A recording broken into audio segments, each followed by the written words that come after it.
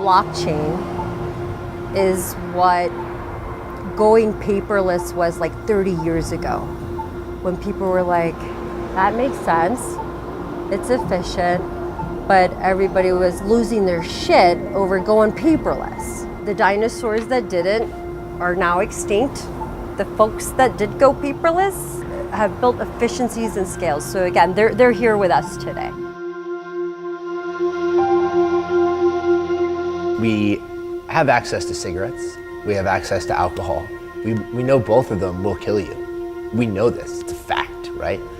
So why limit our access to something that we know won't kill you? I used to be over 200 pounds, and like this is actually what helped me realize everything I need to change in my life. If you go to a state that hasn't regulated marijuana and you want to buy cannabis, go to the high schools. That's where they are in states where it's not regulated.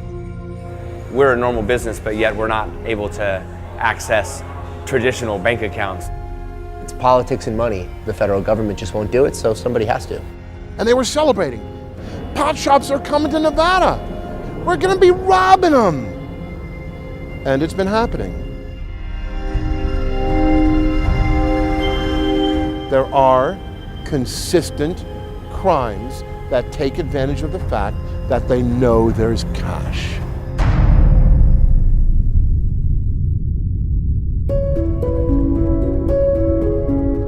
My dad's a disabled veteran. When I was 12 years old, I caught him smoking pot. He explained to me that it was really the only thing that gave him his quality of life back. This isn't something that's causing health issues, that's damaging society. People are, finding relief where they haven't been able to find relief before. It's not about getting high anymore. There's really a lot of benefits to it. Every veteran should have full access to it, and it should be included in their healthcare plan. The gratitude that I feel for being able to be a part of it and the impact that we make on people's lives. I think that's like the big thing for me. Everybody got up in the morning and smoked the joint or even a couple of puffs before they started the day, the whole world would be peaceful. From a medical perspective, it's really something that we should have been allowing people to use decades ago. The point for some people will be tax revenue. The point for some people will be eliminating the illegal market. The point for some people will be the fact that their people are suffering and they're looking for alternatives. So once you accept the medical facts, and once you see the opportunity from a government to generate revenue and to protect it, and then protect the fact that the product will be safe. The problem with where we live today is, how do we actually transact? How do you bank this industry? Under the federal laws, no banks here are doing business with dispensaries or cannabis-related industries. The regulatory framework where it's illegal at the federal level and regulated at the state level creates this huge issue for access to banking. We're talking about the only industry in the developed world that's forced to transact in cash. There are numerous security and safety challenges around moving the volumes of cash that we're talking about. New video of a medical marijuana dispensary getting robbed. The violent robbery at a marijuana store in Denver. This crime could actually be part of a larger pattern. No matter what job you work at, there's a possibility of being robbed. But when it is an all-cash business, that possibility jumps up so high that I feel like they are putting us in a bigger danger than we need to be. Within the next 12 months, we'll probably see 40 states legalizing medical and 25 or so in the recreational. What are we going to do with all this cash that's growing and growing, and you can't put it into a bank account? The banking issue is a really important one. Sales are much greater than forecasted. People just literally take bags of money down to the tax department, and they had to hire more people to count the money. They had to buy huge machines to count the money. There's going to be a disaster just waiting to happen. This is a market where safety is an issue now, where compliance is an issue, where capital is streaming in, where a mistake can be costly. As soon as that starts to really bubble up to the surface more, you can be sure elected officials are going to be saying, we need to do something about that now. This industry is growing faster here than I think anyone had anticipated. Just got $30 million to our tax revenue fund. We're super excited about that. So how's it affected the state? Unbelievably well.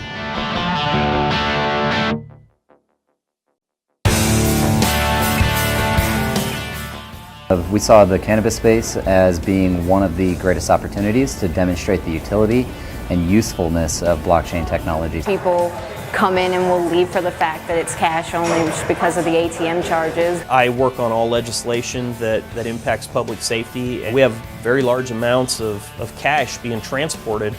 I see that as a big public safety risk. How do you create a system that is more efficient, more traceable and transparent than a cash system? The cryptocurrency and the Tokes Platform is trying to solve that conundrum. When we talk to government officials, one of the biggest things they talk about is safety and security over and over, right? And so I think a platform like Tokes with elements like that built into it is huge. The merchant gateway is going to facilitate transactions, taking cryptocurrency in the same way they would cash or a credit card. It ensures that proper taxes are being paid, that you're not having diversion of product, that you're not having money laundering. Now you've got the cash out of the system. Our mission is to take what would appear to be very complicated technology and integration of these different softwares and make them ordinary everyday use for even the simplest business. Both for political reasons and simple technology reasons, you had a group of people start to create Bitcoin and blockchain technology and cryptocurrencies as an alternative to a system that seems to be breaking at the seams. We're used to governments, banks, and the companies that we do business with having our data stored on their centralized servers, and it forces us to trust these entities that we do business with. All of that data creates an environment where the tracking makes the entire idea of privacy seem childlike and naive. Every generation is rebellious. They all want to give a middle finger to the man. Blockchain technology has a good chance on delivering on that promise. I think people are starting to see the light of day that there's potentially a better economic system that exists out there. Blockchain is nothing more than a database. So in the case of Bitcoin, that happens to be a database of transactions, but you can store virtually any information that you would like to on this database. The government's biggest fear is the introduction of black or gray market product into a legal supply chain. The regulators want to track the plant all the way to the consumer. Product grown in the state needs to stay in the state, and product sold in the state needs to have also been cultivated in the state. When you introduce blockchain into the picture, it is 100% obvious how it will be implemented. We had the emerging cannabis industry coming at us like full force. Now you have this blockchain coming at us at full force. I don't believe in coincidences. You could provide them a solution that ties this currency to the seed to sell tracking, which is where Tokes is going with this. I think that's really exciting. Whether it's Tokes or Bitcoin or Litecoin, or you can say they want to do something better for the world. We do want to champion the cannabis movement. In fact, we launched this company under a banner of the Cannabis Revolution. What Tokes and these type of ecosystems represent is almost like, was it the red pill in the Matrix, to give them freedom and to let them free their mind and free themselves? Authority figures are not in control of us, and we are our own banks. It's really about understanding the benefits through the adoption of cryptocurrency that provides the power to the people that are using the money to be able to spend it and control it in their own fashion, and likewise the way that people are empowered by the cannabis industry to consume products that they feel are good for them. As a consumer, you're going to be able to walk into a dispensary, use your credit or debit card to check out on that kiosk, and walk out with your cannabis product. It's no different than your standard checkout process. We are working with companies like VaultLogic to provide easy consumer access at the dispensary level. We've developed a bankless ATM to serve any sort of cash-heavy business without bank accounts. On the back end, the debit or credit transaction is going to be purchasing Tokes. The dispensary is then going to be taking custody of those Tokes, and in exchange for Tokes, the consumer gets their cannabis product. They have features that just other seed to sales don't even look at. We're also giving them the ability to convert between alternative cryptocurrencies and between stable assets. One of those is a cryptocurrency that always trades at $1, and I think that is one of the things that creates adoption. will allow them to not bear any of the volatility risk of cryptocurrency. This is a solution that spans well outside of cannabis. We'll have a white labeled version that the average user can set up an online storefront with. They have the most streamlined inventory management system I've seen to date.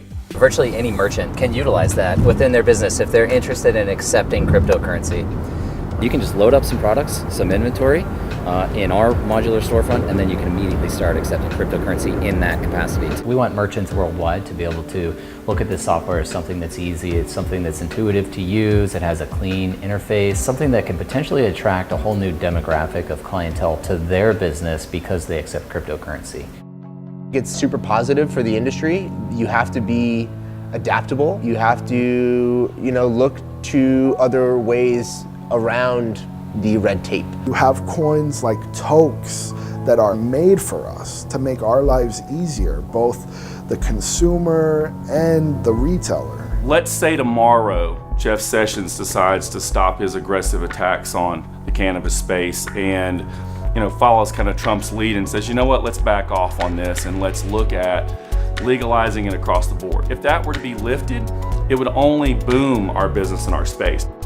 There's far more utility that we're producing within our software than just providing financial solutions. Distributed network that allows complete transparency of financial transactions is likely where we're heading as a global economy anyway. We do have the ability to expand into virtually every industry that has a logistical challenge or a supply chain challenge, and that's most businesses, by the way. There's going to be boom and bust cycles where there's going to be a lot of businesses created, and then many of them will go away, and you'll just be left with the best. And cryptocurrency is no different. These are guys with integrity, they're smart, they have a long-term vision. Any merchant worldwide can use this. And they will. I think it's inevitable. This is one of the best communities I've ever been a part of. I mean, the people here are just amazing. First time in the history of sport that any expansion team has made it to the championship final. In the history of sport. Go Knights! Go!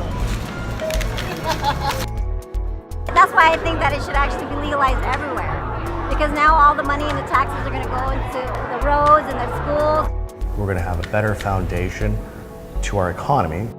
My home has gone up about 200 to 300%, and I would attribute that to legalization of cannabis, how it's bringing businesses to the state, how it's bringing people to come live in the state and work in the industry, how it's brought investment into the state in the hundreds of millions of dollars.